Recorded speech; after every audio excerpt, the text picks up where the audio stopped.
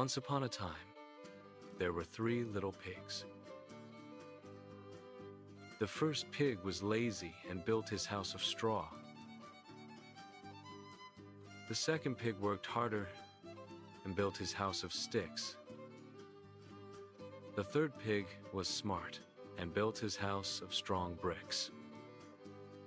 A big, hungry wolf came along. He huffed and puffed and blew down the straw house.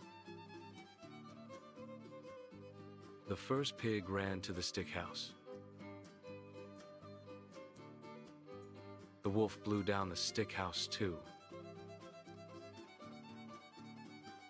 The 2 scared pigs ran to the brick house. The wolf huffed and puffed, but he could not blow down the brick house. It was too strong.